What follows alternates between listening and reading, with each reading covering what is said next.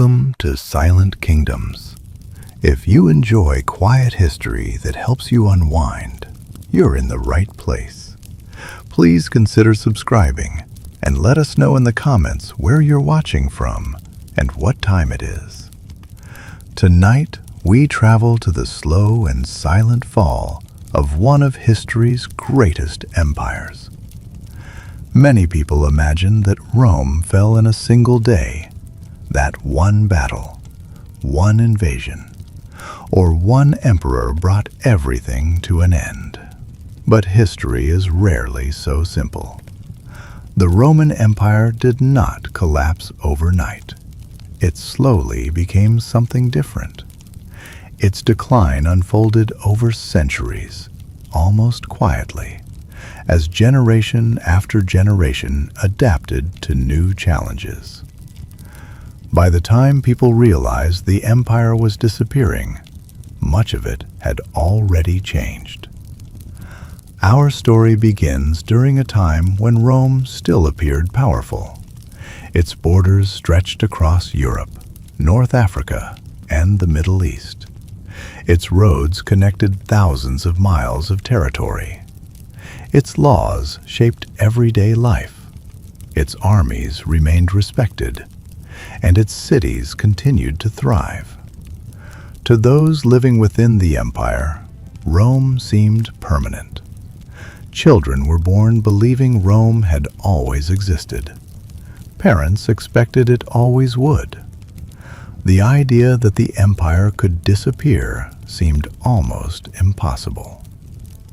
Yet beneath this appearance of strength, small problems were beginning to grow. None of them seemed large enough to destroy an empire. A disagreement over succession, a financial difficulty, pressure along a distant frontier, political rivalry inside the capital. Each problem appeared manageable on its own. Together, however, they slowly began changing the foundations of Roman society. One of the greatest challenges was leadership. Unlike kingdoms with clear rules of succession, Rome often struggled to determine who should become emperor. Sometimes the transition was peaceful.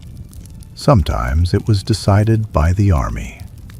Sometimes several men claimed the throne at the same time. Each succession crisis weakened confidence in the government. Generals became increasingly important. Soldiers often found themselves deciding political questions that had once belonged to the Senate or the imperial court. As armies gained influence, loyalty sometimes shifted. Instead of serving the empire first, some soldiers became deeply loyal to individual commanders. This created instability. An emperor could spend more time protecting his position than governing the empire itself. Meanwhile, Rome's enormous size created another challenge.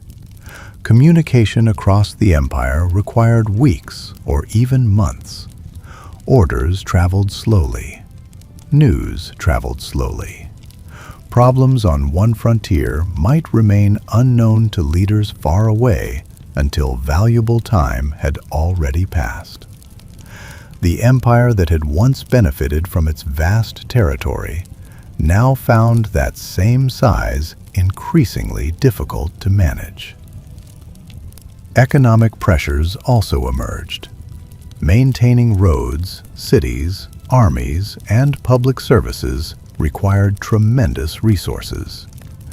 Taxes became more important. Trade sometimes slowed during periods of conflict. Inflation affected the value of Roman currency. For ordinary families, daily life became less predictable than it had been during earlier generations. Yet life continued. Markets opened each morning. Farmers worked their fields. Merchants crossed the Mediterranean. Teachers instructed students. Children played in city streets. Most people were not thinking about the collapse of an empire. They were thinking about tomorrow. History often changes in exactly this way. Large transformations are experienced through ordinary days. People rarely recognize that they are living through the beginning of a great historical turning point. At the empire's borders, another slow change was taking place. Beyond the rivers Rhine and Danube lived many different peoples. The Romans often referred to them collectively as barbarians.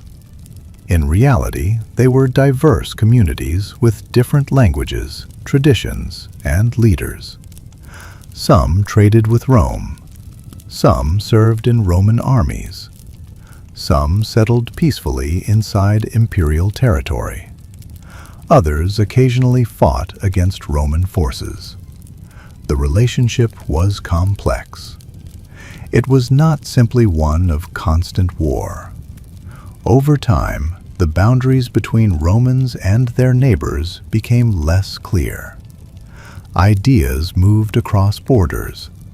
Goods moved across borders. And sometimes, people did as well. The empire was becoming more connected to the world beyond its frontiers than ever before. Few realized how important this change would become. Rome still looked magnificent. Its monuments stood proudly. Its institutions continued functioning. Its emperors still ruled from splendid palaces. But beneath the surface, the empire had begun a long journey, not toward a sudden ending, but toward a quiet transformation that would eventually reshape Europe forever. The fall of Rome had not yet begun with fire or conquest. It had begun with slow change, and that kind of change is often the hardest to notice while it is happening. When we left our story, the Roman Empire still appeared powerful. Its cities were busy. Its armies guarded distant frontiers. Its roads connected lands from Britain to Egypt. Yet beneath this image of stability, small problems were beginning to grow. Now, those problems would begin to meet one another, and together they would create one of the most difficult periods in Roman history. Historians call it the crisis of the 3rd century. It began in the year 235 AD. The emperor Severus Alexander was killed by his own soldiers. His death did not simply remove one ruler. It opened the door to decades of uncertainty. Over the next 50 years, emperors rose and fell with remarkable speed. Some ruled for only a few months. Others survived only a few years. Many did not die peacefully. Several were overthrown. Others were assassinated. Some fell in battle. For ordinary Romans, this constant change created uncertainty. Every new emperor promised stability. Every new government hoped to restore order. But lasting peace remained difficult to achieve. The Roman army, once the greatest source of imperial strength, had become deeply involved in politics. Legions stationed in different provinces often supported different commanders. If a general gained enough military support, he could proclaim himself emperor. Another general might do the same. Civil wars became increasingly common. Roman soldiers sometimes found themselves fighting fellow Romans instead of defending the empire's borders. While these political struggles continued, dangers appeared beyond the frontiers. To the north, Germanic tribes increased their raids across the Rhine and Danube. These were not unified invasions by a single nation.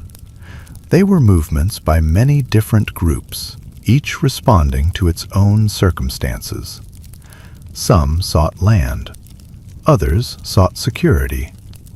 Others simply took advantage of Rome's internal weakness. To the east, another powerful rival emerged. The Sasanian Persian Empire replaced the older Parthian Empire and quickly became one of Rome's strongest opponents. Unlike smaller frontier raids, Persia possessed organized armies, experienced rulers, and considerable resources. The eastern frontier demanded constant attention. This forced Rome to divide its military strength between multiple regions. At the same time, disease spread across parts of the empire. Several epidemics reduced the population. Fewer people meant fewer workers, fewer taxpayers, and fewer soldiers available for military service. Economic difficulties became more severe. The government needed money to pay the army. To meet these demands, emperors sometimes reduced the silver content in Roman coins. More coins could be produced, but each coin contained less precious metal than before. Gradually, confidence in the currency weakened. Prices increased. Trade became more complicated. For merchants and families alike, everyday transactions became less predictable. Life continued. Markets still opened. Ships still crossed the Mediterranean. Farmers still harvested grain. But beneath these familiar routines, people noticed that stability was becoming harder to find. In some regions, entire communities built stronger walls around their towns, not because invasion was constant, but because uncertainty had become part of daily life. Even Rome itself began to change. The city remained magnificent. Its temples, baths, and public buildings still impressed visitors. Yet political power was slowly becoming more mobile. Emperors spent less time in the capital. Instead, they often remained closer to military frontiers, where immediate decisions were required. The center of gravity within the empire was beginning to shift. One remarkable event captured the seriousness of the crisis. In 260 AD, Emperor Valerian was captured during a campaign against the Persians. It was an extraordinary moment. A Roman emperor had become the prisoner of a foreign ruler. For generations, such an event would have seemed almost unimaginable. Now it had become reality. To many people, it appeared that the empire itself might not survive. Some provinces even broke away temporarily. In the West, the Gallic Empire governed parts of modern France, Britain, and Spain. In the East, the city of Palmyra expanded its influence under the leadership of Queen Zenobia. For a time, Rome was no longer governed as a single, united empire. It had become fragmented. Yet despite everything, Rome endured. This resilience is one of the most remarkable features of Roman history. Another civilization might have collapsed completely. Rome did not. New leaders emerged. Armies were reorganized. Lost territories were gradually recovered. The empire bent under immense pressure, but it did not break. Still, the crisis of the 3rd century changed Rome forever. Even after stability returned, the empire would never govern in quite the same way again. Future emperors understood that the old system could no longer meet the demands of such a vast realm. A different approach would be needed, a stronger government, a more organized administration, and a ruler willing to reshape the empire from its foundations. Soon, such a ruler would appear. His name was Diocletian, and his decisions would transform Rome in ways no emperor before him had attempted. When we left our story, the Roman Empire had survived one of the most dangerous periods in its history. The crisis of the 3rd century had brought civil wars, foreign invasions, economic instability, and decades of uncertainty. Yet somehow the empire remained standing. Its survival was remarkable. But surviving a crisis is not the same as solving it. By the year 284 AD, it had become clear that Rome could not continue governing in the old way. The empire was simply too large. Its frontiers stretched for thousands of miles. Messages traveled slowly. Armies needed constant attention, and one emperor could no longer respond quickly to every emergency. It was at this moment that a new ruler came to power. His name was Diocletian. Unlike many emperors before him, Diocletian did not believe the solution was to restore the past. Instead, he believed Rome needed to change, not gradually, but fundamentally.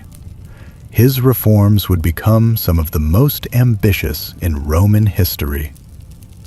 One of his first observations was simple.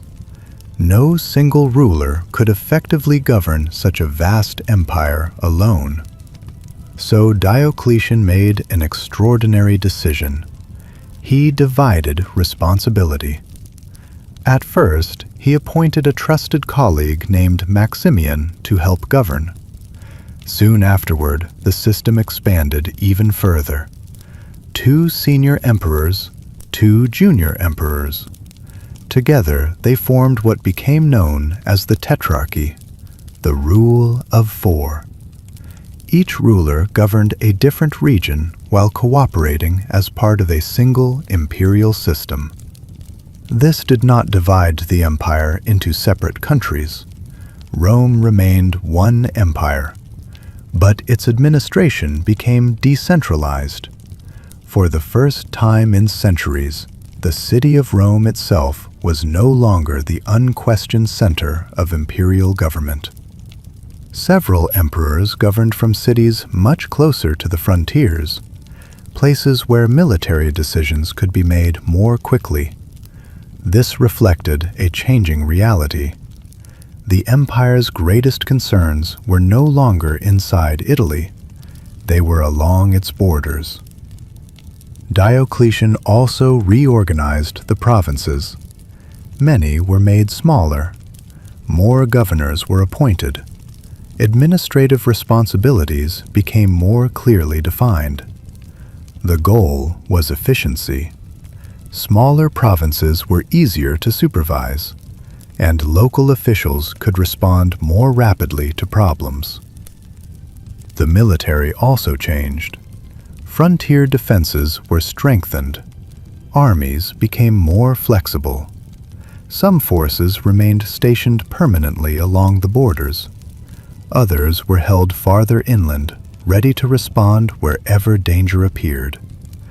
This layered approach reflected lessons learned during the previous century. Meanwhile, the government attempted to stabilize the economy. Inflation had damaged confidence in Roman currency.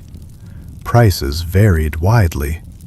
The cost of everyday goods often rose unpredictably. Diocletian responded by introducing new coins and issuing the famous Edict on Maximum Prices. The decree attempted to set limits on the prices of hundreds of goods and services throughout the empire. It was an ambitious effort, but difficult to enforce. Markets rarely respond exactly as governments intend. Many merchants ignored the limits. Others stopped selling certain products altogether. In practice, the edict achieved only limited success. Even so, It revealed how seriously the government viewed the economic crisis. Diocletian also believed that stability required unity. Religion became part of this effort. Traditional Roman beliefs had long been closely connected to public life and imperial identity. As Christianity continued growing, Diocletian viewed it with increasing concern. He believed religious division might weaken the empire. This led to what historians remember as the Great Persecution. Beginning in 303 AD, imperial authorities attempted to suppress Christianity through laws and official action. Churches were destroyed. Sacred texts were confiscated. Many Christians faced imprisonment or execution. Yet the policy did not achieve its goal. Instead of disappearing, Christianity continued spreading, often quietly, often through local communities. History sometimes moves in unexpected ways. Attempts to stop an idea can sometimes strengthen its determination. After more than 20 years of rule, Diocletian made another extraordinary decision. He voluntarily stepped down from power. In 305 AD, he retired. This was almost unheard of for a Roman emperor. Rather than dying in office or being overthrown, he chose to leave. According to later traditions, he spent his remaining years tending gardens in his palace on the Adriatic coast. Whether every detail of those stories is true or not, the image is memorable. A man who had ruled the greatest empire in Europe, choosing a quieter life. Yet retirement did not guarantee stability. The carefully designed tetrarchy soon faced new rivalries. Different claimants sought power. Civil wars returned. The system that Diocletian had built began to weaken. But from these struggles, one man would eventually emerge victorious. A ruler who would reunite the empire once again. A ruler whose decisions would reshape not only Rome, but the history of Europe itself.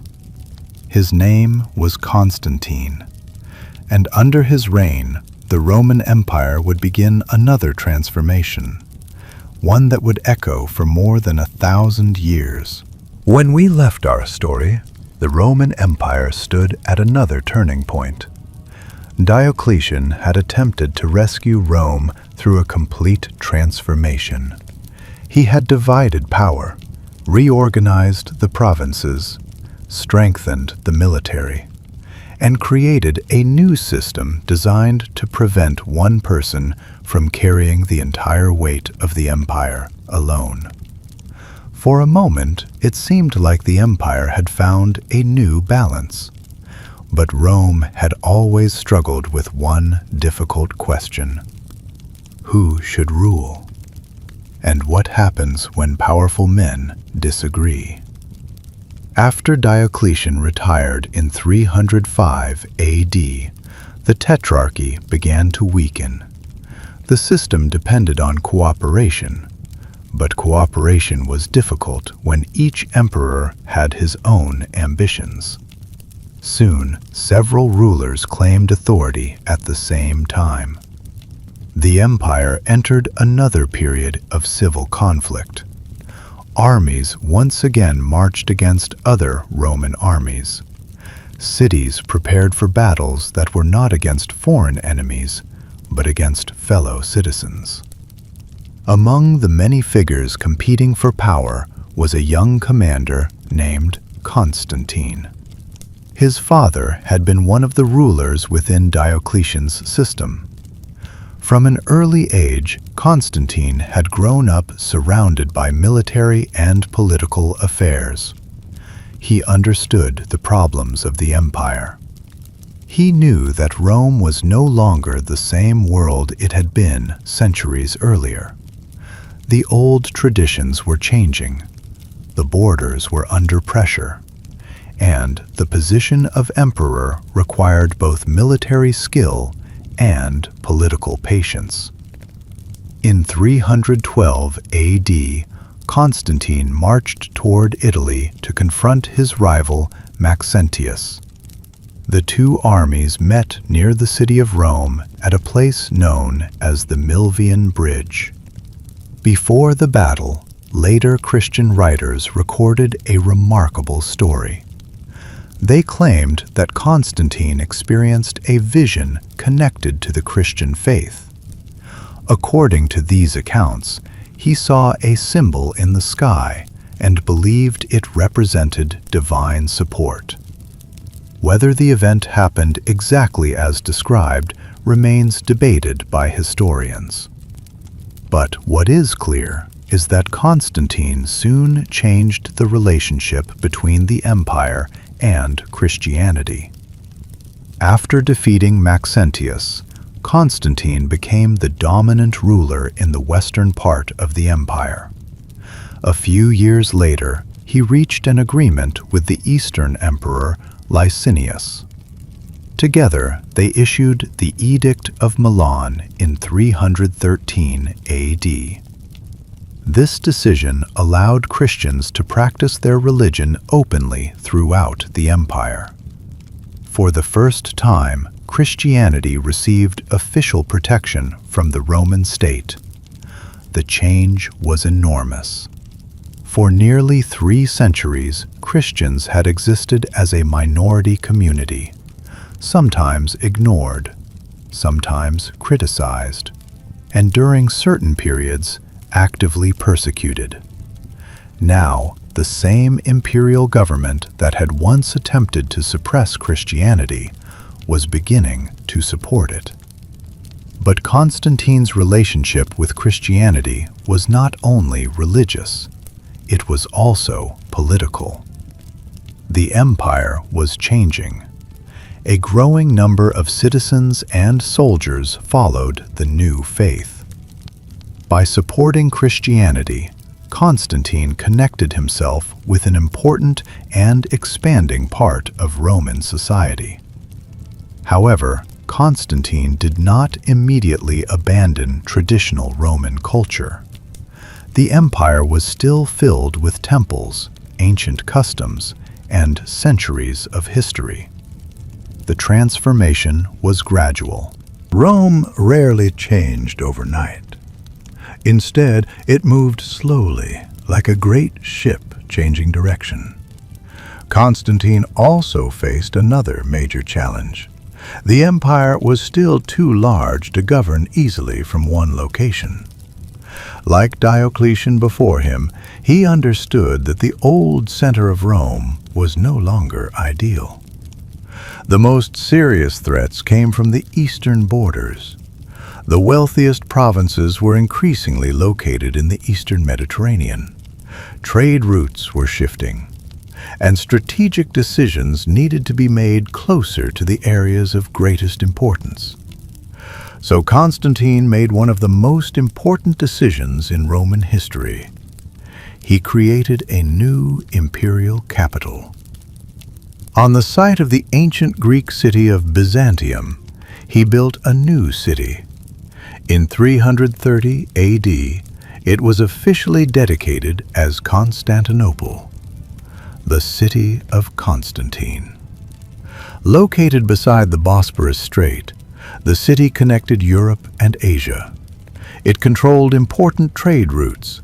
It had strong defensive advantages, and it represented a new direction for the empire. The old Rome remained important. Its history could not simply disappear. Its monuments, traditions, and memories still carried enormous meaning. But the future of the empire was increasingly connected to the East. Constantinople would eventually become one of the greatest cities in the world. Its walls would protect Roman civilization for centuries after the Western Empire disappeared. Constantine also attempted to bring religious unity to the empire. Christian communities had different beliefs about important questions. How should Christians understand the nature of Jesus? What teachings were correct? What ideas should be accepted by the church? These disagreements created tension. In 325 AD, Constantine called a major gathering of Christian leaders at the city of Nicaea. The Council of Nicaea was one of the most important religious meetings in history. It attempted to create agreement among Christian communities and establish shared beliefs. The emperor was not a religious leader himself, but he understood that religious conflicts could become political problems. Unity, in his view, was necessary for stability. During Constantine's reign, the empire experienced a period of relative recovery.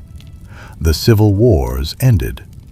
The government became more organized, and a new relationship between emperor and religion began to develop. The ruler was no longer only the protector of Rome's ancient traditions. He was becoming something different, a guardian of a Christian empire. Yet beneath these changes, older problems remained. The empire was still enormous. Its borders were still difficult to defend. Economic pressures continued, and the question of succession remained unresolved. When Constantine died in 337 AD, his sons inherited the empire. But like many times before in Roman history, the peaceful transfer of power would not last forever. The empire had changed its religion. It had changed its capital. It had changed its identity. But one challenge remained the same. How could one empire survive when the world around it continued to change? The answer would become clearer in the centuries ahead, because the Roman Empire was no longer simply fighting to preserve the past. It was becoming something new.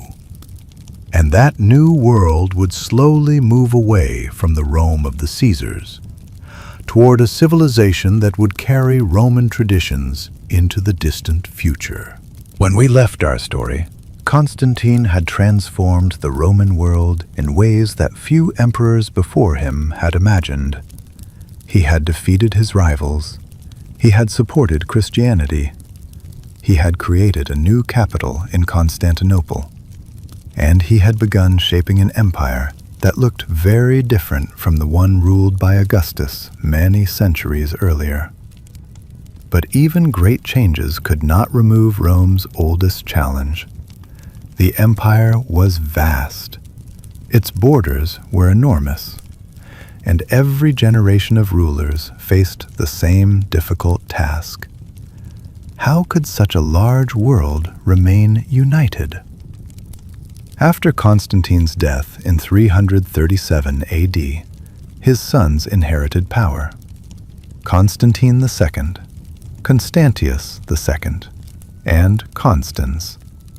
Together, they attempted to continue their father's work. But cooperation between rulers was never easy. The empire had grown accustomed to powerful individuals competing for control. The memory of civil wars was still very close. And once again, disagreements between members of the imperial family created instability. Eventually, Constantius II became the sole ruler. His reign lasted for many years. Unlike his father, Constantius was less focused on dramatic transformation. His challenge was maintaining the system that Constantine had created. During this period, Rome faced pressure from several directions. Along the eastern frontier, the empire continued its long struggle with Persia. The Persian Empire was one of Rome's greatest rivals. For centuries, the two powers had fought over influence in regions such as Armenia and Mesopotamia. Neither side could achieve complete victory. The conflict became a constant drain on Roman resources. At the same time, pressure was growing along the northern borders. Beyond the rivers of the Rhine and Danube lived many different peoples. Romans often called them barbarians. But this word simply meant foreigners who did not speak Greek or Latin. These communities were not one united enemy. They included many groups with their own cultures, leaders, and traditions. Some fought Rome. Others traded with Rome. Some even joined the Roman army. For generations, Rome had managed these relationships through diplomacy, military power, and the gradual integration of foreign peoples into Roman society. But by the 4th century, these relationships were becoming more complicated. One of the greatest changes came from the movement of the Huns. From the distant lands of Central Asia, groups of mounted warriors moved westward. Their arrival created pressure on many communities living near Rome's borders. Among those affected were the Goths. Seeking safety from the advancing Huns, large numbers of Goths approached the Roman frontier. They requested permission to enter Roman territory. For Rome, this created a difficult decision. Allowing large populations to cross the border could create problems, but refusing them could create a dangerous enemy. Eventually, Roman authorities allowed many Goths to settle inside the empire. They were accepted as a population under Roman authority. In theory, this arrangement could have benefited both sides. The Goths would receive land and protection. Rome would gain new soldiers and workers. But the process was poorly managed. Local officials abused their power. Food supplies were inadequate. Tensions grew between Roman authorities and the newcomers. A relationship that could have become peaceful slowly turned into conflict. In 378 AD, these tensions reached a turning point. The Roman Emperor Valens confronted a Gothic army near the city of Adrianople. The result was one of the most shocking Roman defeats in centuries. The Battle of Adrianople ended with the destruction of a large Roman army. Emperor Valens himself was killed. The defeat was not simply a military disaster. It carried deep symbolic meaning. For centuries, Romans had believed their armies were nearly unstoppable. Now, a large Roman force had been defeated by a group that many Romans considered outsiders. The world was changing. The empire was no longer the same powerful force that had expanded across the Mediterranean. It was now a state trying to manage survival. After Adrianople, a new emperor came to power in the east. His name was Theodosius. He faced the difficult task of rebuilding relationships with the Goths and restoring stability. Instead of attempting to destroy them completely, Theodosius negotiated. Many Goths were allowed to remain inside the empire as allied communities. They served Rome militarily while maintaining their own leaders and traditions. This was another sign of a changing empire. In earlier centuries, Rome had usually conquered foreign peoples and absorbed them. Now, Rome increasingly depended on agreements with groups living within its borders. The line between Roman and foreign was becoming less clear. During the same period, Christianity continued to grow stronger. Under Theodosius, Christianity became even more closely connected with imperial power. In 380 AD, Christianity was declared the official religion of the Roman Empire. The old religious world that had existed for centuries was gradually transformed. Temples that had once dominated city landscapes became less central. Christian churches became important gathering places. The empire's identity was changing. But change always brought uncertainty. Some people welcomed the new religious order. Others felt that ancient traditions were disappearing. The Roman world was becoming something different, not a simple continuation of the old empire, not a complete replacement either. A mixture of Roman law, military traditions, Christian beliefs, and new cultural influences. By the end of the 4th century, Rome stood between two worlds. The ancient empire of emperors, legions, and pagan temples was fading. A new medieval world was beginning to appear. Yet one final attempt would be made to preserve the unity of the empire. A final emperor would briefly bring hope that Rome could remain whole. His name was Theodosius, and after his death, the empire would face the division that would define the final chapter of the Western Roman world. When we left our story, the Roman Empire had entered a new age. The old traditions of the empire were changing. Christianity had become a central part of Roman identity.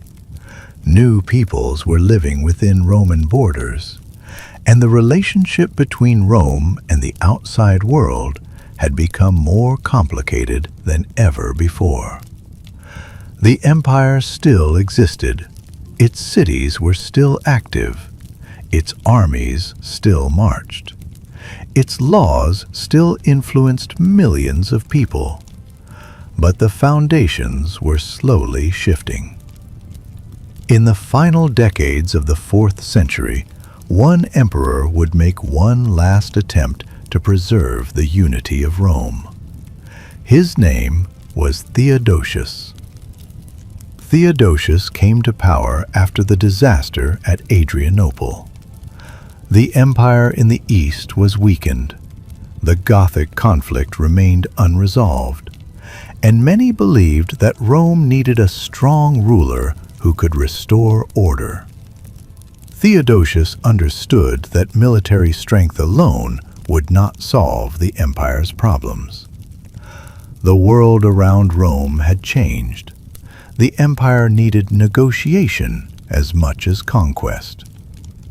One of his most important decisions was his agreement with the Goths.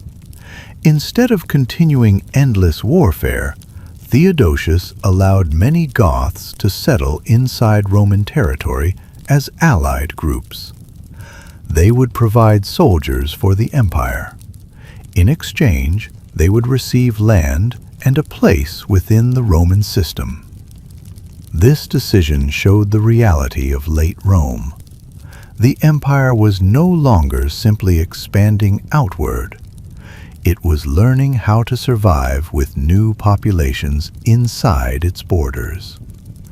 The people living within Rome were becoming more diverse.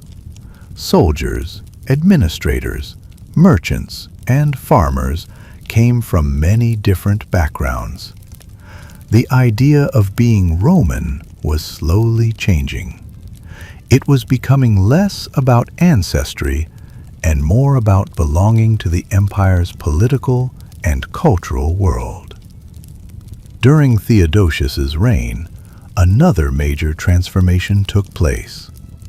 Religion became even more connected with imperial authority. By this time, Christianity had grown from a small movement into a powerful institution. Christian communities existed throughout the empire. They had bishops, churches, traditions, and networks that connected distant cities. Theodosius supported this growing influence. In 380 AD, he issued the Edict of Thessalonica, which established Nicene Christianity as the official religion of the Roman Empire. This marked one of the most important turning points in Roman history. For centuries, Roman emperors had been connected with traditional religious ceremonies. Temples dedicated to ancient gods had been part of public life. The emperor was seen as a protector of Rome's traditional relationship with the divine. Now, that relationship was changing. The empire that had once built temples to Jupiter, Mars, and other ancient gods was becoming a Christian empire. However, these changes did not happen instantly. The old religious traditions did not simply disappear overnight. Many temples continued to exist. Many people continued practicing older beliefs. Different communities adapted to the new reality in different ways. History often changes slowly. Large civilizations rarely transform in a single moment. While religion was changing, political problems continued. The empire was still difficult to govern as one unified state. The distance between East and West had become increasingly important. The eastern provinces were generally wealthier. They had larger cities, stronger economies, and important trade connections. The western provinces faced greater difficulties. Many areas experienced economic decline. Urban populations decreased in some regions. Maintaining armies became more challenging. The difference between the two halves of the empire became more visible. Yet during Theodosius's lifetime, Rome remained officially united. He was the last emperor to rule both the eastern and western parts of the empire. For a brief moment, the old dream of one Roman world still existed. But this unity depended on one person, and Rome had learned many times that personal rule created problems when succession arrived. In 395 AD, Theodosius died. His two sons inherited the empire. Arcadius received the Eastern Empire. Honorius received the Western Empire. This division was not originally meant to destroy Rome. The empire had been divided administratively many times before. The goal was still cooperation. Still, history would take a different path. The Eastern Empire would continue. Its capital, Constantinople, would become a center of wealth, culture, and power for centuries. The Western Empire, however, faced much greater challenges. Its borders were more vulnerable. Its economy was weaker. Its armies increasingly depended on foreign soldiers and commanders. The Western Emperor was often surrounded by powerful military leaders who could influence imperial decisions. The balance of power was changing. The emperor was becoming less dominant. The generals were becoming more important. Meanwhile, pressure from outside the empire continued. Groups seeking land, safety, or opportunity moved across Roman territory. Some came as enemies, others came as allies. Some eventually became part of Roman society. The old image of Rome standing against the outside world was fading. The outside world was now inside Rome. By the beginning of the 5th century, the empire stood at the edge of a dramatic transformation. The Roman state was still alive. Its laws, language, and traditions continued.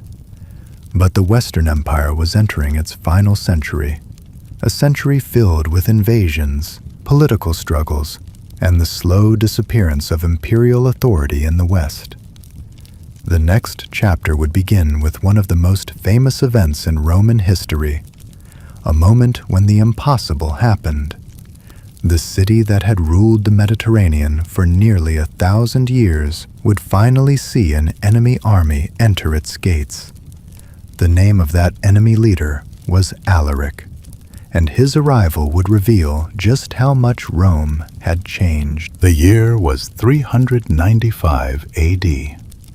The Roman Empire had officially entered a new phase. For centuries, Rome had been one empire ruled by one emperor. But now, after the death of Theodosius, the eastern and western parts followed separate paths. The Eastern Empire had Constantinople, a wealthy city protected by strong walls and surrounded by important trade routes. The Western Empire had Rome, the ancient heart of Roman civilization. But it also faced growing difficulties. The western provinces were under increasing pressure. The economy was weaker. The military was harder to maintain, and emperors often depended on powerful generals to keep control. The empire still had great traditions, but its ability to enforce its authority was slowly fading. At the beginning of the 5th century, a new figure appeared in the story of Rome. His name was Alaric. He was the leader of the Visigoths. Like many groups living near the Roman borders, the Visigoths were not simply enemies of Rome. Their relationship with the empire was complicated. They had fought Rome. They had also served Rome. Many had entered Roman territory hoping to find security and a place within the imperial system. But disagreements with Roman authorities created tension. Alaric wanted recognition. He wanted land for his people, and he wanted a respected position within the Roman world. But negotiations repeatedly failed. The Western Roman government struggled to provide a lasting solution. Instead of integration, conflict continued. The Visigoths moved through the Balkans and into Italy. The sight of a foreign army moving through Roman lands created fear. For centuries, Italy had been protected from many outside invasions. The heartland of Rome seemed distant from the troubles of the frontiers. Now the danger had reached the center. In 410 AD, something happened that had not occurred for almost 800 years. A foreign army entered the city of Rome. The Visigoths under Alaric captured the city. The event became known as the Sack of Rome. The physical damage was limited compared with some later invasions. Many buildings survived. The city itself was not completely destroyed. But the psychological impact was enormous. Rome was not just another city. It was the symbol of an entire civilization. For generations, Romans had believed that their city represented strength, order, and permanence. The idea that Rome could be entered and occupied by a foreign army was almost impossible to imagine. Across the empire, people reacted with shock. Writers questioned what the event meant. Some wondered whether Rome had lost the protection of its ancient gods. Others saw it as evidence that the world itself was changing. Christian thinkers offered different interpretations. Some argued that Rome's greatness had never truly depended on its buildings or military victories. Instead, they believed that spiritual faith mattered more than earthly power. The sack of Rome became a moment of reflection, a reminder that even the greatest cities could change. Even Rome could experience decline. After leaving Rome, the Visigoths continued their journey. Alaric died soon afterward in 410 AD. His people eventually settled in parts of Western Europe, creating a new kingdom that would preserve some Roman traditions while developing its own identity. But the damage to Roman confidence remained. The Western Empire continued to struggle. The government moved between different centers of power. Military commanders gained more influence, and emperors became increasingly dependent on generals who controlled the armies. One of the most powerful figures of this period was a Roman general named Stilicho. He was not an emperor, but he often held more practical power than the emperor himself. This showed an important change. In earlier centuries, emperors personally led armies and controlled major decisions. Now, military commanders could become the real decision-makers behind the throne. The Western Empire was becoming a state where authority was divided. The emperor represented tradition, but generals controlled the forces needed to protect that tradition. At the same time, new groups continued entering Roman territory. Some came through peaceful agreements, others arrived through conflict. The empire was becoming a mixture of Roman citizens and new communities. This transformation was not simply destruction. Many newcomers adopted Roman laws. They used Latin. They joined the military. They participated in Roman society.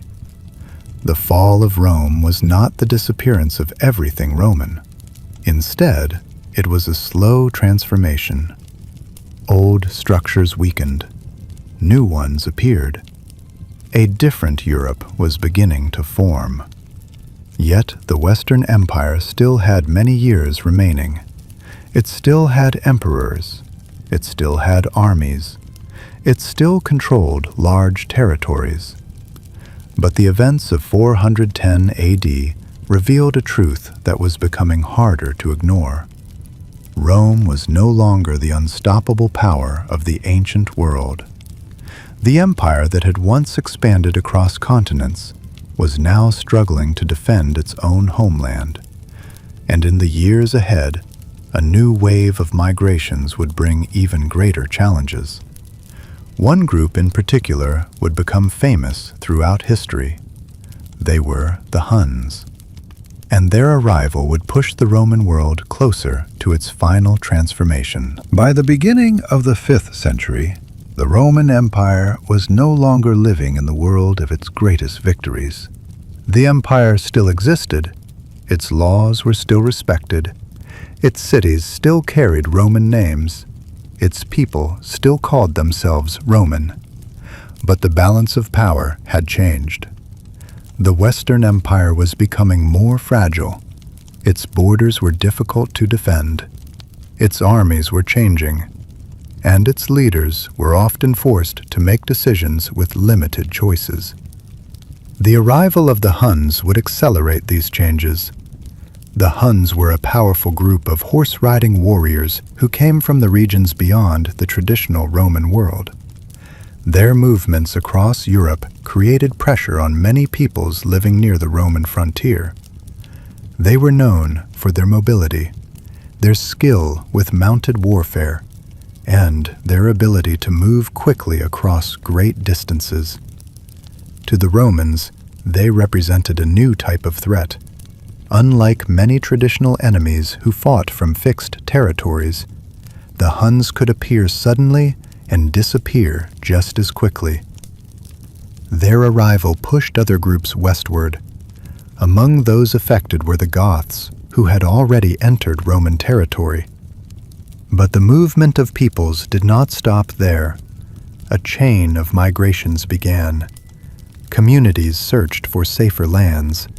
Borders that had once separated Rome from the outside world became increasingly difficult to control. The Western Empire had to respond to a changing landscape. One of the most important Roman figures during this period was Flavius Aetius. He was a general who became known as one of the last great defenders of the Western Empire. Aetius understood the new reality of Roman politics. Rome no longer had the overwhelming military power of earlier centuries. To survive, it needed alliances, it needed diplomacy, and it needed the ability to work with groups that had once been considered enemies. This was a major change from the old Roman approach. For centuries, Rome had conquered foreign peoples and forced them into its system. Now, Rome often negotiated with them. The empire needed their soldiers, their leaders, and their support. Aetius became skilled at balancing these relationships. He spent years dealing with different groups across Europe. Sometimes he fought them. Sometimes he made agreements with them. His goal was not creating new conquests. His goal was preserving what remained of Roman authority.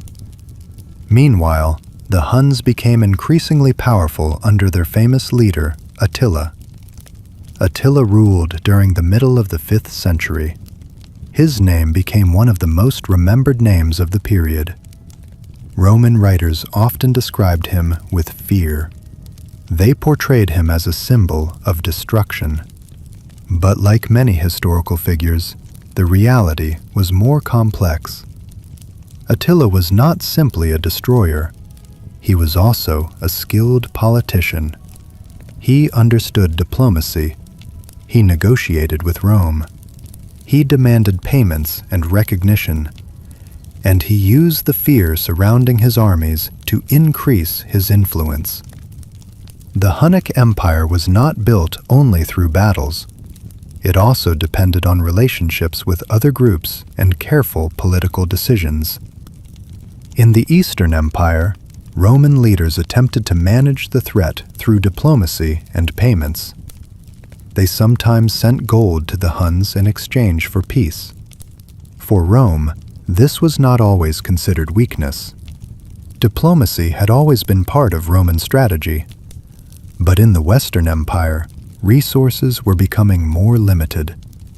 Every payment, every military campaign, every political conflict placed additional pressure on an already weakened government.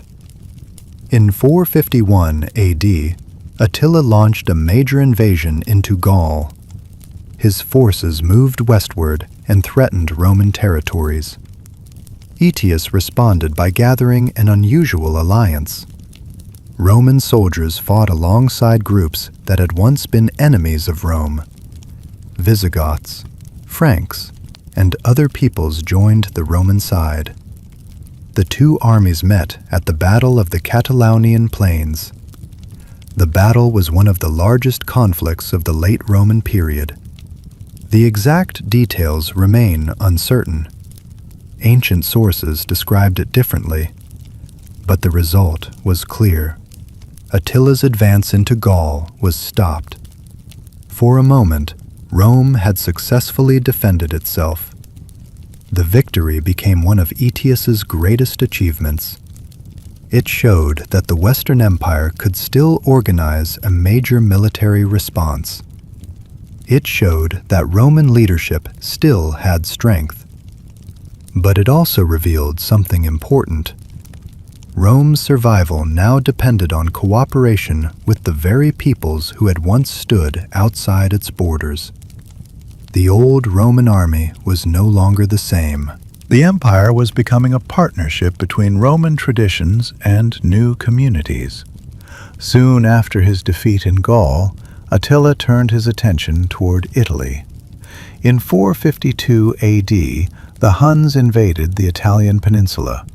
Cities prepared for disaster. Fear spread among the population. Many believed that Rome itself might face another catastrophe. But the invasion did not continue as expected. A meeting took place between Attila and representatives of the Roman government. Tradition later connected this meeting with Pope Leo I, who was said to have helped persuade Attila to withdraw. The exact details remain uncertain, but the Huns eventually left Italy. The reasons were probably practical as much as diplomatic. Disease, supply problems, and military difficulties made a long campaign dangerous. After Attila's death in 453 AD, the Hunnic Empire quickly weakened. Without his leadership, the alliance of groups under Hunnic control began to break apart. The threat had passed, But the Western Roman Empire was not restored. The problems that had weakened Rome remained: political instability, economic decline, and dependence on powerful military leaders continued. The empire had survived another crisis, but survival was becoming temporary. Each generation faced new challenges. Each victory created only a short period of peace. By the middle of the 5th century, the Western Empire was approaching its final decades. A few emperors would still wear the imperial crown. A few generals would still attempt to preserve Roman authority. But the old system was reaching its final stage, and soon the Western Roman throne would become a symbol of how much the world had changed. The last emperor of the West would not be remembered for great victories. He would be remembered because his fall marked the official end of an ancient era. His name was Romulus Augustulus, and his story would become the final chapter of the Western Roman Empire. By the middle of the 5th century, the Western Roman Empire had entered its final stage. The empire still carried the name of Rome. It still had emperors. It still had laws, traditions, and cities that connected it to centuries of history. But the power behind those symbols had become much weaker. The Western emperor no longer commanded the same authority as the rulers of earlier centuries. Many decisions were now controlled by powerful generals. The army had become the most important force in politics, and whoever controlled the soldiers often controlled the empire itself. One of the most influential figures of this period was a military commander named Ricimer. Like many powerful generals before him, Ricimer was not an emperor, but he had the ability to choose who would sit on the Western throne. Several emperors came and went during this time. Some ruled for only a short period. Others were removed when they lost the support of the military. The imperial title remained, but the reality behind it was changing. The emperor had become less like the commanding ruler of the ancient world and more like a symbol maintained by powerful groups competing for influence. Meanwhile, the Eastern Roman Empire continued to survive. Constantinople remained wealthy and well defended.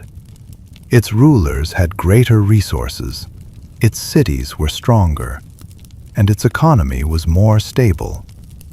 The difference between East and West became increasingly clear. The Western Empire faced declining revenues. Many cities became smaller. Long-distance trade became more difficult. Maintaining large armies became a constant challenge. Yet Rome was not simply collapsing because of one problem. The decline was a long process. There was no single moment when everything failed. Instead, many small weaknesses slowly combined over generations. The empire had stretched itself across enormous distances. It had experienced repeated civil wars. It had faced constant pressure along its borders, and it had transformed socially and politically. By the late 5th century, the old Roman system was becoming something new. One of the last attempts to restore Western imperial power came under the Emperor Majorian. He ruled from 457 to 461 AD. Unlike many of the rulers before him, Majorian was an active and capable leader. He understood the problems facing the empire. He attempted to rebuild the army. He worked to repair damaged cities. He tried to restore government authority. For a brief moment, it appeared that the Western Empire might recover. Majorian even planned a major campaign against the Vandals in North Africa. This was important because North Africa had once been one of the wealthiest regions of the Roman world. Its farms produced large amounts of grain. Its cities contributed greatly to imperial wealth. But in the 5th century, the Vandals had taken control of the region. Without North Africa, the Western Empire lost one of its most important sources of income. Majorian hoped to change this situation. However, his campaign failed. His navy was destroyed before the invasion could begin. The emperor's plans collapsed. Soon afterward, Majorian lost the support of powerful political figures. In 461 AD, he was removed from power and killed. His failure showed how difficult it had become to restore the Western Empire. Even a talented emperor could not easily overcome the deeper problems of the state. After Majorian, the Western throne continued to weaken. The empire became increasingly dependent on foreign military leaders. Many soldiers serving Rome came from Germanic communities. Some became loyal Roman commanders. Others developed their own ambitions. The boundary between Roman and non-Roman leadership became almost impossible to define. One of these commanders was Orestes. He had served in Roman politics and military affairs. In 475 AD, he gained significant influence in Italy. Instead of taking the imperial title himself, Orestes placed his young son on the throne. The boy's name was Romulus Augustulus. He was only a teenager. His name carried great symbolism. Romulus was the legendary founder of Rome. Augustus was the name of Rome's first emperor. Together, the name connected the young ruler with the beginning of Roman history. But the reality was very different. Romulus Augustulus was not the powerful emperor of a great expanding empire. He was the ruler of a shrinking Western state controlled by military forces. His reign lasted less than a year. The person who would end his rule was another military leader. His name was Odoacer. Odoacer was a commander of Germanic soldiers serving in Italy. In 476 AD, he rebelled against Orestes. His forces defeated Orestes. Then Odoacer entered Ravenna, the Western imperial capital. There, he removed Romulus Augustulus from power. The young emperor was not executed. Instead, he was sent into retirement. The Western imperial title was abolished. Odoacer did not claim to become a Roman emperor in the traditional sense. Instead, he ruled Italy as a king. He sent the imperial symbols of the Western emperor to Constantinople. This action carried a powerful message. The Western Roman Empire no longer had a separate emperor. The Eastern Emperor remained the only Roman emperor. For many historians, the year 476 AD marks the traditional fall of the Western Roman Empire. But the reality was more complicated. Rome did not disappear.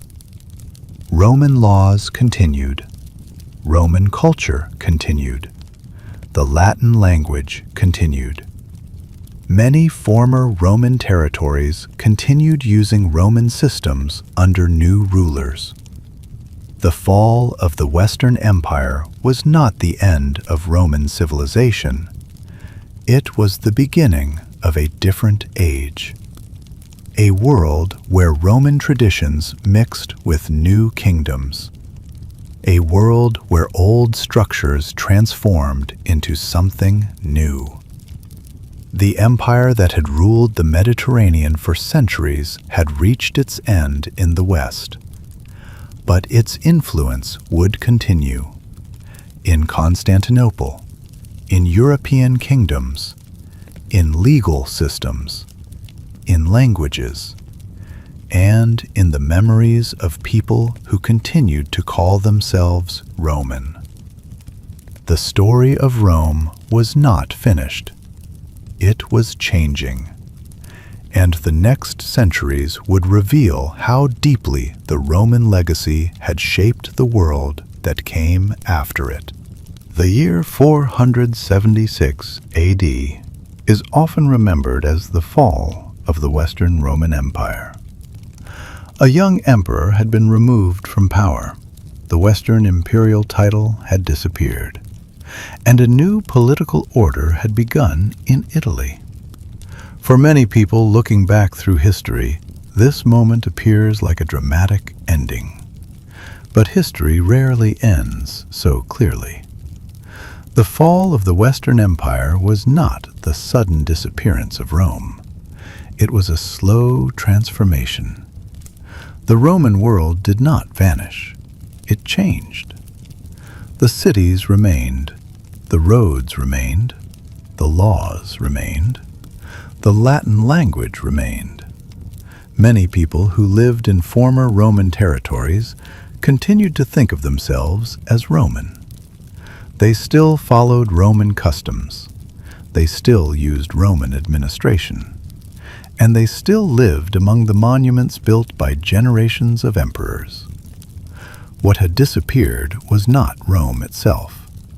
What had disappeared was the political structure that had connected the Western provinces under one emperor. Across the former Western Empire, new kingdoms began to appear. These kingdoms were often ruled by peoples who had once lived beyond Rome's borders. But they did not simply destroy everything Roman. In many cases, they adopted Roman traditions because Roman systems were useful. The new rulers needed administrators. They needed legal structures. They needed taxation systems. And they needed the experience of people who had spent generations working within the Roman world. One of the first important rulers after the fall of the West was Odoacer. He controlled Italy after removing Romulus Augustulus. His rule was different from that of previous emperors. He did not attempt to recreate the old empire. Instead, he governed as a king while maintaining cooperation with the Eastern Roman Emperor in Constantinople. Italy remained connected to the Roman tradition. The Senate of Rome continued to exist. Roman officials continued their work. The old institutions did not disappear immediately, but the political center had changed forever. The Eastern Roman Empire, which historians often call the Byzantine Empire today, continued for almost another 1,000 years. However, the people of that empire did not call themselves Byzantine. They called themselves Romans. They believed they were the continuation of the ancient Roman state. Their capital was Constantinople. Their language gradually became more Greek than Latin. Their culture developed in new directions, but their connection to Rome remained strong. In the West, different kingdoms emerged. The Visigoths established a kingdom in Hispania. The Franks expanded in Gaul. The Ostrogoths took control of Italy. The Vandals ruled North Africa. Each of these kingdoms developed its own identity, but each also carried parts of Roman civilization forward. The transition from Roman Empire to medieval kingdoms was not a simple replacement. It was a mixture. Roman traditions blended with new cultures. Roman law influenced new rulers. Christianity connected different communities. Latin continued as the language of government and religion. A new Europe was slowly forming. One of the most interesting examples of this transformation was the Ostrogothic kingdom in Italy. Under their ruler, Theodoric the Great, the Ostrogoths attempted to preserve many Roman traditions. Theodoric respected Roman culture. He maintained Roman administration. He supported the rebuilding of some cities. And he worked with Roman elites. His kingdom showed that the relationship between Romans and new rulers was not always one of destruction. Sometimes it was cooperation. Sometimes it was adaptation. The world after Rome was not empty. It was filled with people continuing older traditions while creating new ones. However, life was not always easy. Some regions experienced economic decline. Long-distance trade became more limited in parts of the West. Large cities became smaller. Population decreased in some areas. The complex system that had supported the Roman Empire became harder to maintain. The roads were still there. The buildings were still there. But the networks connecting the entire Mediterranean world were weakening. This period is sometimes described as the beginning of the Middle Ages. For a long time, historians viewed this era mainly as a time of decline. They imagined the fall of Rome as the beginning of a darker period. But modern historians often see the story differently. The centuries after Rome were not simply an age of destruction. They were a time of change. New political systems developed. New cultures formed. New identities appeared. The ancient Roman world was transforming into the medieval world. The legacy of Rome survived in many forms. Christian institutions preserved Roman writing and organization.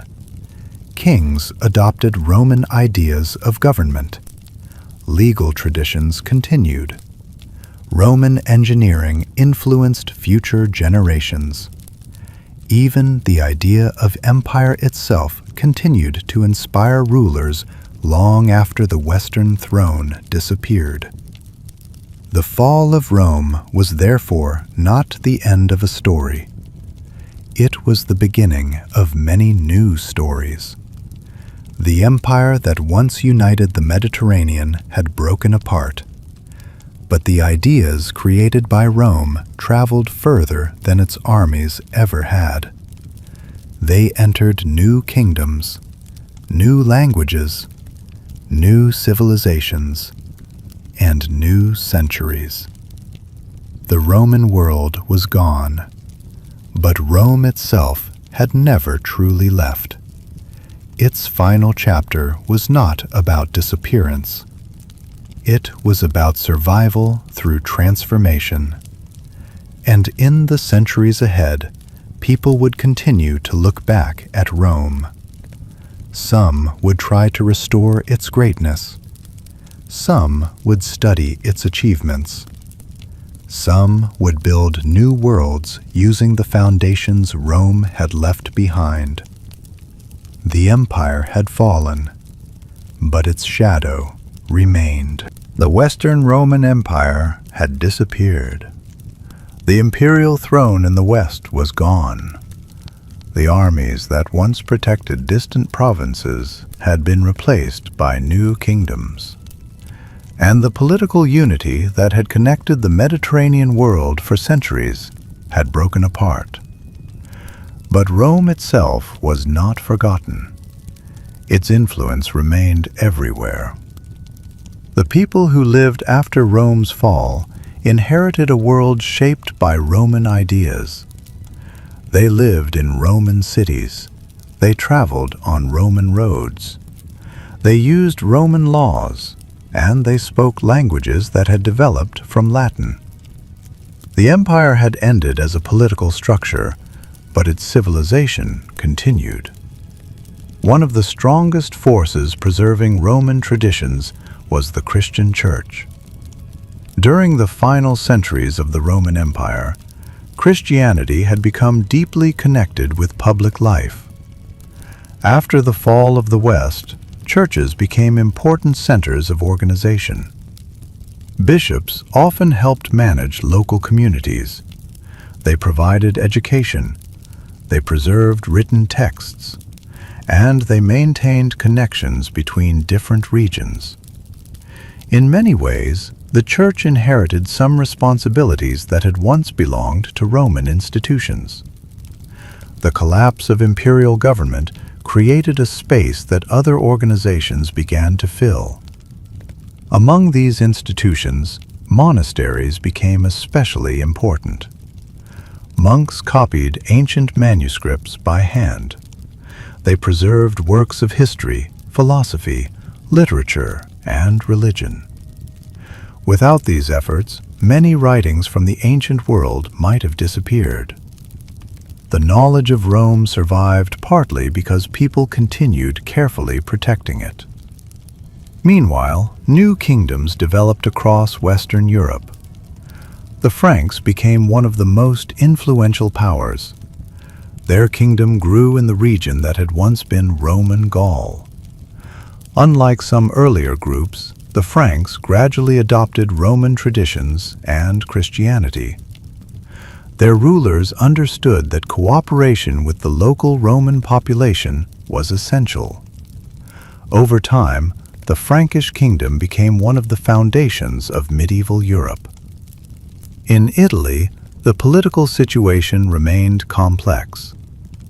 After the rule of Odoacer and the Ostrogoths, the Eastern Roman Emperor Justinian attempted to restore imperial control over former Western territories. In the 6th century, Justinian launched campaigns to reconquer parts of the old Roman Empire. His armies captured North Africa from the Vandals. They fought against the Ostrogoths in Italy. For a moment, it seemed possible that the Roman Empire might be rebuilt in the West. But these wars were long and costly.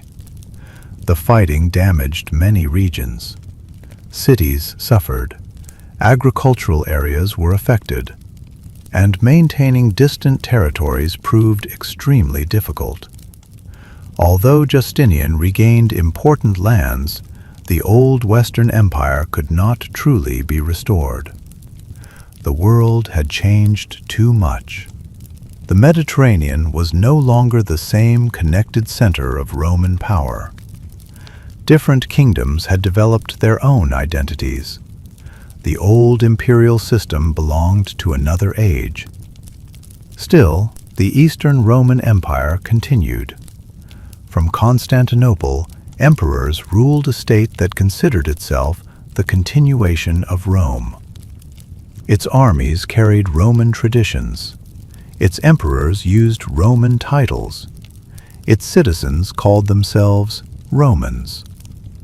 This empire survived for nearly another 1,000 years. It would face many challenges: wars with Persia, conflicts with Arab armies, political struggles, economic difficulties. But Constantinople remained one of the greatest cities in the medieval world. The memory of Rome also continued beyond politics. Roman architecture influenced future builders. Roman law influenced future governments. Roman ideas about citizenship, administration, and public life shaped later societies. Even modern concepts of government and law carry traces of Roman thinking. The Roman Empire had been built through many centuries of adaptation. It absorbed cultures from Greece, Egypt, Gaul, Syria, and many other regions. Its strength came partly from its ability to combine different peoples and traditions. The same ability to adapt allowed its legacy to survive after the empire itself changed. The fall of Rome is often remembered as a story of destruction, but another way to understand it is as a story of transformation. A world ended, but another world began. The Roman Empire was not replaced by emptiness. It was replaced by kingdoms, churches, and cultures that carried pieces of Rome into the future. The roads remained, the languages remained, the ideas remained, the memories remained. For centuries afterward, rulers would look back at Rome and imagine themselves as heirs to its greatness. Some would use Roman symbols to strengthen their own authority. Some would attempt to recreate the empire. Others would simply preserve parts of its heritage. Rome became more than a place. It became an idea of law, an idea of civilization, an idea of a connected world. The empire had fallen, but the Roman story continued. And perhaps the most surprising part of that story was that Rome's greatest influence would not come from the centuries when its armies were strongest. It would come from the centuries after its fall, because the civilization that Rome created was powerful enough to survive even without Rome itself. The Roman Empire had once stretched across an enormous part of the known world, from Britain in the northwest to Egypt in the south, from Spain in the west to the lands near the Euphrates in the east. For centuries, Rome connected distant peoples through roads, laws, trade, and military power. But when the Western Empire disappeared, something unexpected happened. The Roman idea survived. The empire was gone, yet Rome continued to exist in the minds, traditions, and institutions of those who came after. The centuries following the fall of the West were not a complete break from the ancient world. They were a bridge between two ages, a period where old Roman traditions slowly blended with new medieval societies. One of the greatest examples of Rome's survival was its legal tradition. Roman law had developed over many centuries.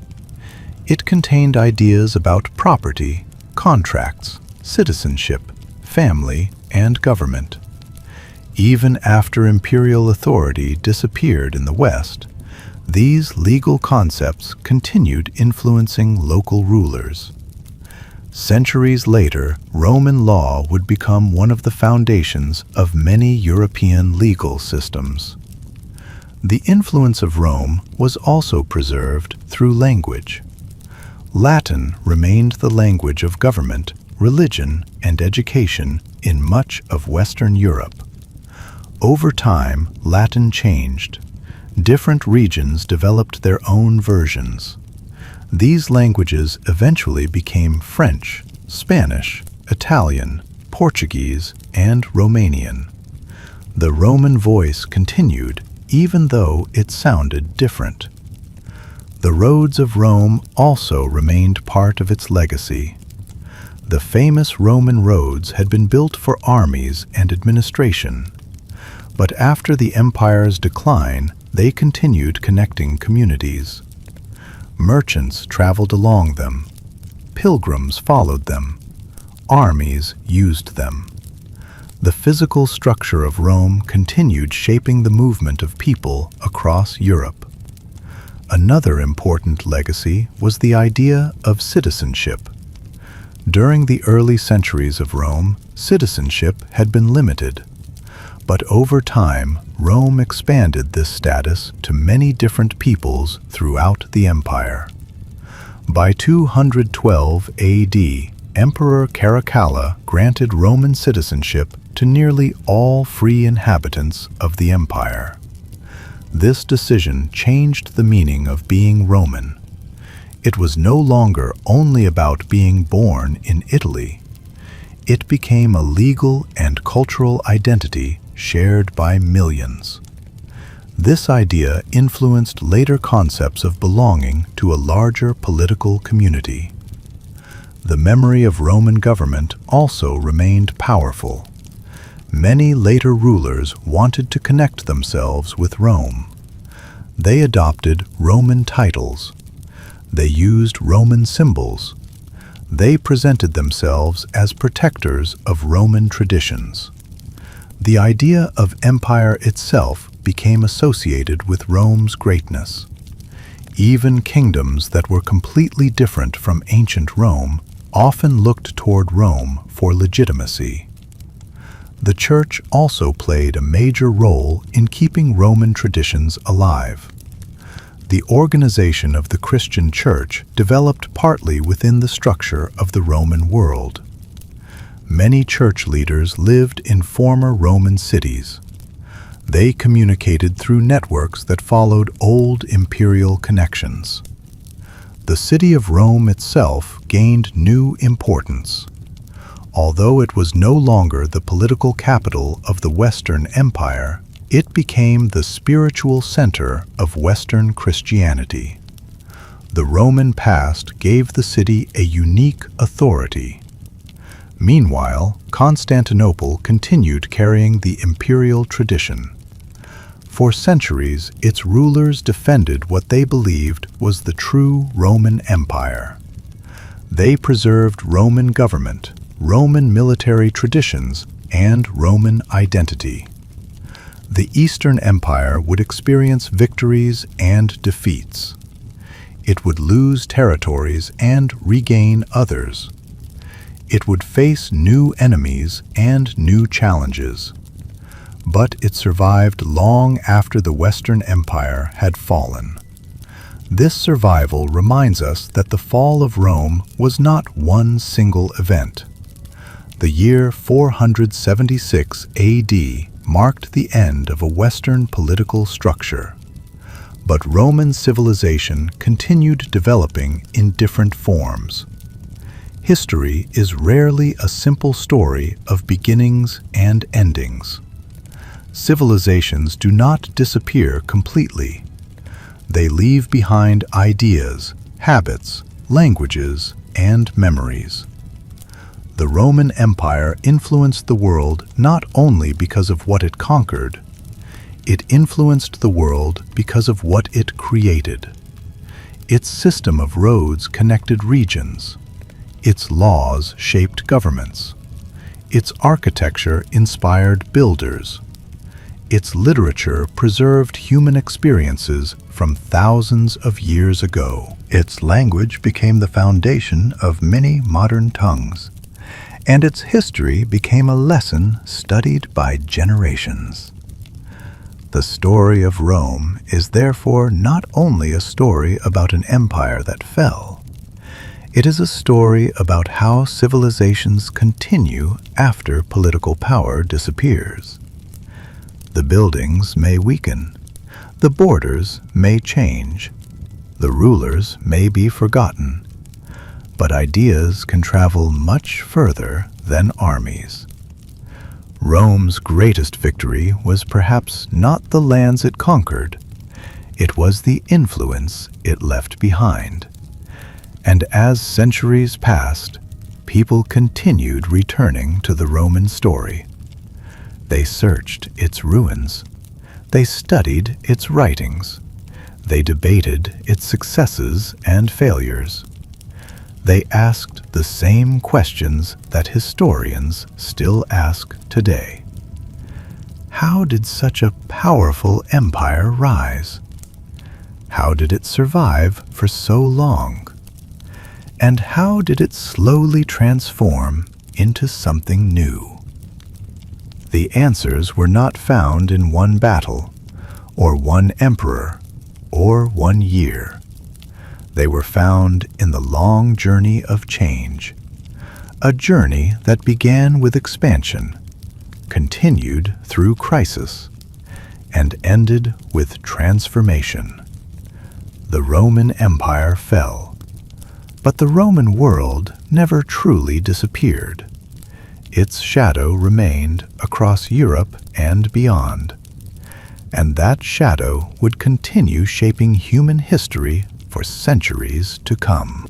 Long after the Western Roman Empire disappeared, the name of Rome continued to carry enormous power. The empire had once been a living political system. It had emperors, armies, governors, and millions of citizens connected by a vast network of roads and laws. But after its fall, Rome became something different. It became a memory, a symbol, an idea that continued influencing the people who came afterward. The ruins of Rome stood as reminders of a forgotten age. The Colosseum, the forums, the temples, the roads, the great buildings that once represented imperial confidence slowly became monuments to the past. Yet even in their damaged state, they continued telling a story of ambition, organization, and human effort on an enormous scale. Across Europe, rulers looked toward Rome as a source of inspiration. They saw the empire as an example of power and order. Many wanted to connect themselves with its legacy. They believed that by claiming a relationship with Rome, they could strengthen their own authority. One of the most famous examples came with Charlemagne. In the 8th and 9th centuries, the Frankish ruler created a powerful kingdom in Western Europe. His empire covered large parts of modern France, Germany, and surrounding regions. In 800 AD, he was crowned emperor by the Pope in Rome. The title carried deep meaning. It suggested a connection to the ancient Roman tradition. Although Charlemagne's empire was not a continuation of the old Roman Empire, the ceremony showed how powerful the Roman idea had remained. The memory of Rome could still give legitimacy centuries after the Western throne had disappeared. The same was true in the East. The Byzantine Empire continued calling itself Roman. Its people spoke of themselves as Romans. Its emperors believed they were continuing the government founded by Augustus. For them, there had never been a complete end to Rome. The empire simply continued in another form. Constantinople became the guardian of Roman traditions. Its scholars preserved ancient texts. Its artists developed new styles. Its rulers maintained Roman law and administration. The city stood as a bridge between the ancient and medieval worlds. But the influence of Rome was not only political. It was also cultural. Ancient Roman literature continued to be studied. Writers copied the works of poets, historians, and philosophers. The stories of Roman leaders became lessons about power, leadership, and human behavior. People studied figures such as Augustus, Julius Caesar, and Marcus Aurelius, not only as historical characters, but as examples of human choices. Rome also influenced ideas about cities. Roman urban planning shaped later communities. The concept of public spaces, markets, road networks, water systems, and organized administration continued appearing in later societies. The Roman approach to building cities became a model that others adapted. Perhaps the greatest survival of Rome was its ability to adapt. During its long history, Rome had constantly changed. It had transformed from a small city into a republic, from a republic into an empire, from a pagan empire into a Christian one, from a Western imperial power into different kingdoms and civilizations. Change had always been part of Rome's story. The fall of the West was not the opposite of Roman history. In many ways, it was another stage of that same process. The empire changed because the world around it changed.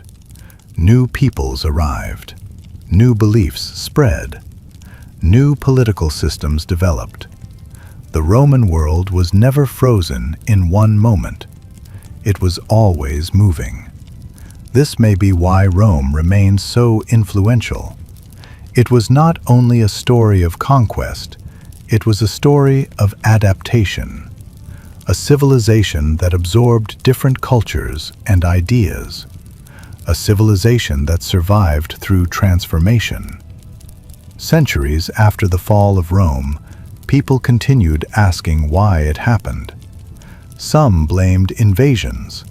Some blamed political corruption. Some blamed economic problems. Some blamed changes in culture and society. But the real answer was more complicated. Large civilizations rarely disappear because of one single reason.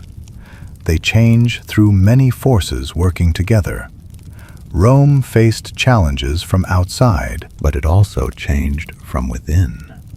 Its success created new problems. Its size created difficulties. Its victories created responsibilities that became harder to maintain. The same empire that had once seemed unstoppable eventually became too large and too complex to govern in the old way. Yet the end of the empire did not erase its achievements. The Roman story remained alive. In laws, in languages, in buildings, in governments, and in the imagination of people across the world. Rome became one of history's greatest examples of both power and change. A reminder that even the strongest civilizations are not permanent, but also a reminder that influence can survive long after power disappears. The empire ended. The memory continued. And that memory would inspire generations of people who looked back toward Rome and wondered about the rise and fall of one of history's greatest civilizations. The story of Rome is often remembered as the story of an empire that fell, a city that became a superpower, a civilization that controlled vast territories, and eventually, a political system that could no longer maintain itself. But the fall of Rome was not only an ending, it was also a lesson. For centuries, historians have studied Rome's decline because it reveals something important about all civilizations. Even the greatest powers face limits. Even the strongest systems must adapt. And even the most successful societies can slowly change into something different. One of the most important lessons from Rome's decline is the challenge of managing size. At its greatest extent, the Roman Empire controlled territories across 3 continents. This achievement was extraordinary. But governing such a vast area required enormous resources. Messages had to travel across thousands of miles. Armies had to be supplied in distant regions. Officials had to maintain order among many different populations. For a long time, Rome developed systems that made this possible. Its roads, its administration, its military organization, all helped keep the empire connected. But over time, maintaining such a large system became increasingly difficult. The empire's size, which had once been its greatest strength, also became one of its greatest challenges. Another important lesson was the importance of political stability. Throughout Roman history, periods of strength often appeared when leadership was stable. Strong emperors could organize reforms, build institutions, and create confidence. But periods of uncertainty often brought problems. Civil wars damaged the economy. Rival emperors divided armies. Political struggles weakened government authority. Rome's history showed that internal conflict could be just as dangerous as external enemies. The empire also demonstrated the importance of economic strength. Armies needed funding. Cities needed resources. Governments needed reliable systems of taxation. When economic pressures increased, maintaining the empire became more difficult. Inflation, declining trade in some regions, and increasing military expenses placed pressure on the Roman system. Economy and power were deeply connected. A powerful army could defend an empire, but an empire needed a strong economy to support that army. Rome also showed the importance of adaptation. The empire survived for centuries because it was willing to change. It absorbed new peoples. It adopted new ideas. It reorganized its government. It changed its religion. It moved its political center. The Rome of Augustus was very different from the Rome of Constantine. The ability to change helped Rome survive, but eventually the changes became so great that the old system could no longer continue in its original form. The transformation that saved Rome many times also created a new world beyond the old empire. Another lesson comes from Rome's relationship with other cultures. For a long time, Rome viewed itself as separate from the peoples beyond its borders. But throughout its history, Rome constantly interacted with those communities. Many foreign peoples became Roman citizens. Many served in Roman armies. Many adopted Roman customs. The empire was never created by one single group alone. It was a mixture of different peoples and traditions. In the later centuries, this diversity became even more important. The people who lived inside the empire were changing. The meaning of being Roman was changing. The Roman world became larger than the original city of Rome. Perhaps the most lasting lesson of Rome is that civilizations do not simply disappear. They transform. When the Western Empire fell, Roman ideas continued. New kingdoms used Roman laws. Churches preserved Roman knowledge. Languages developed from Latin. Later rulers borrowed Roman symbols. The empire ended, but its influence continued. This is why the fall of Rome remains such a fascinating subject. It is not only a story about destruction, it is a story about survival. It asks questions that remain relevant today. How do powerful societies maintain themselves? How do governments respond to change? How do cultures survive when political systems collapse? Rome does not provide simple answers. Its history is filled with contradictions.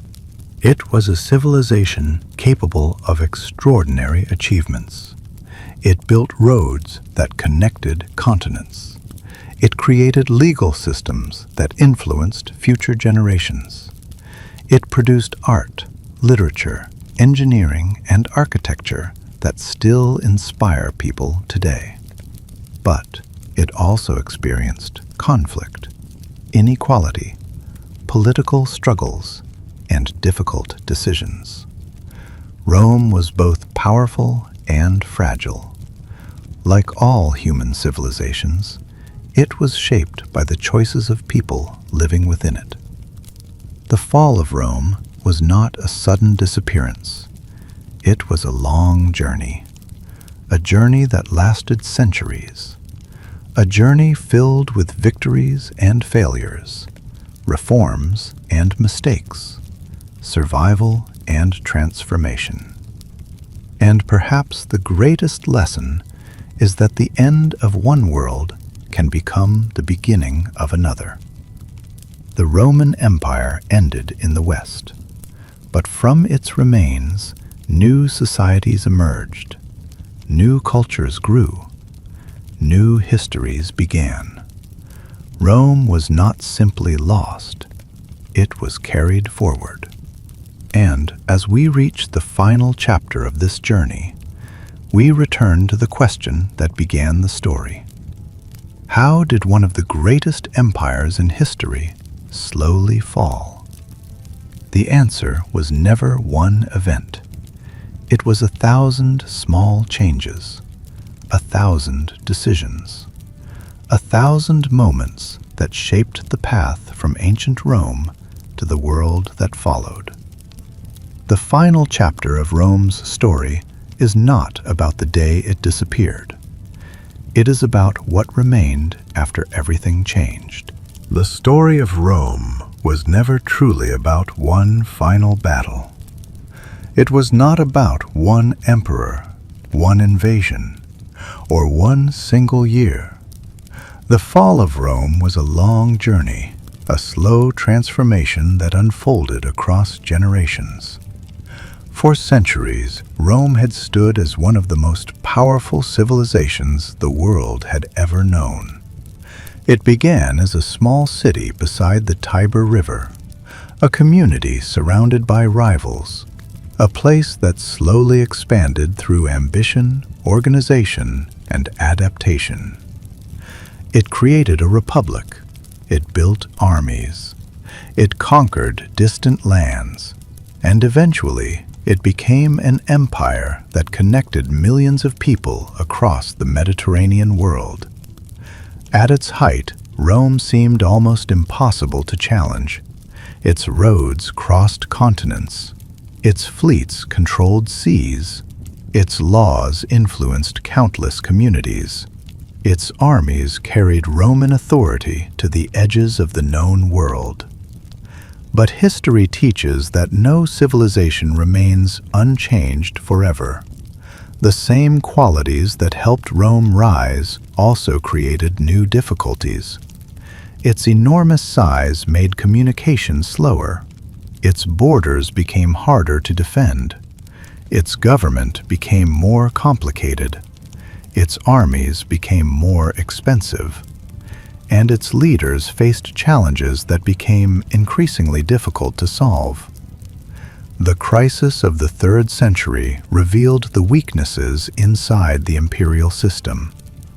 Diocletian responded with bold reforms. He divided power. He reorganized administration. He attempted to create a more stable empire. Constantine transformed Rome in another direction. He embraced Christianity. He created Constantinople. He helped shape a new identity for the empire. Later emperors continued trying to preserve Roman unity, but the world around them was changing. New peoples entered Roman territories. Old political structures weakened. The Western Empire slowly lost its ability to maintain control. The arrival of groups such as the Goths and the Huns placed additional pressure on an already struggling system. Military leaders became more powerful. Emperors became less independent. The Western throne became a symbol of an empire that was no longer what it once had been.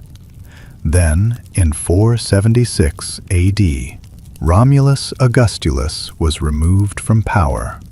The Western imperial title disappeared. For many historians, this marked the traditional end of the Western Roman Empire. But Rome did not vanish. The people did not forget their identity. The cities did not disappear. The roads did not crumble overnight. The laws did not lose their meaning. The language did not die. Instead, Rome entered a different phase. its influence moved into new forms. The Church preserved knowledge. New kingdoms adopted Roman traditions. Constantinople continued the Roman imperial legacy. Latin evolved into new languages. Roman law became a foundation for future societies. The empire had fallen, but the civilization had survived. Perhaps this is the most important part of Rome's story. Rome was not great only because it conquered. It was great because it created things that lasted, ideas that traveled beyond borders, institutions that survived political change, a cultural legacy that continued long after the armies disappeared. The Roman Empire reminds us that civilizations are not only measured by how long they exist, they are also measured by what they leave behind. Rome's greatest monuments are not only made of stone, they are ideas. The idea of law, the idea of citizenship, the idea of connecting different peoples under a shared system, the idea that knowledge and culture can survive even when governments fall. Today, when we look at the remains of Rome, we do not only see ruins. We see evidence of human ambition, human creativity, and human ability to build something that reaches beyond one lifetime. The empire that once ruled the Mediterranean is gone. Its emperors are gone. Its legions are gone. Its political world belongs to the past. But the Roman story continues. Every time a modern city uses concepts inherited from Roman planning, every time a legal system follows principles developed through Roman law, every time someone studies Latin, ancient history, or Roman architecture, the memory of Rome continues. The fall of Rome was not the disappearance of a civilization. It was the transformation of one civilization into many. A single empire became countless new worlds. And perhaps that is why Rome remains one of history's most fascinating stories. Because Rome teaches us that endings are rarely simple. The end of one age can become the beginning of another. The collapse of an empire can create new cultures. The loss of political power can still leave behind lasting influence.